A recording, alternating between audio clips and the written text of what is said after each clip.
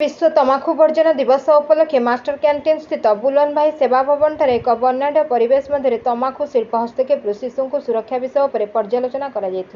उद्घाटक भाव डॉक्टर सुनील दास विशिष्ट मूत्राशय विशेषज्ञ अभिभाषण प्रदान करते और मुख्य अतिथि श्रीजुक्त डॉक्टर जुगल किशोर साहू कहते 1987 मसीह विश्व स्वास्थ्य संगठन पक्षर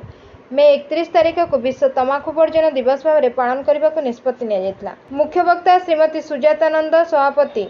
आजिर सृजनी कहते दिनकू दिन बढ़ुवा तमाखु समस्या युवपीढ़ी को दूरे रखा वर्ल्ड हेल्थ असेंबली 7 एप्रिल को वर्ल्ड नो सोलिंग डे भाव में पालन करा जाऊ। डाक्तर अंजलि त्रिपाठी शिक्षाविद श्रीजुक्त गौरांग नायक समाजसेवी श्रीमती बीणापाणी साहू सुलेखा श्रीजुक्त सुभाषिष मिश्र संपादक प्रतिकार प्रमुख सम्मानित अतिथि भाव में योगदान करते। विशिष्ट सांबादिक श्रीजुक्त सुज्ञान चौधरी सभापतित्व करी कहले 1988 मसीहा ठारू प्रतिवर्ष मे 31 तारिख को वर्ल्ड नो टोबाको डे भाव में पालन कर निष्पत्ति निया जाउथला। साधारणतः दुई प्रकार तमाखु लोके व्यवहार करती, गोटे होची धूमयुक्त अन्यटी होची धूमविहीन। बहु संख्यक लोके सिगारेट गुड़ाखु पान गुटका खैन गंजेई खाती बोली से तांको वक्तव्य देथिले। श्रीजुक्त रमेश कुमार महापात्र संपादक अर्बानी समय स्वागत भाषण दे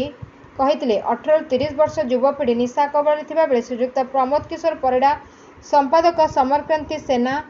2016 मसीहा अगस्त सेप्टेम्बर मासरे करा जायतिबा सर्वे अनुसार आम राज्य में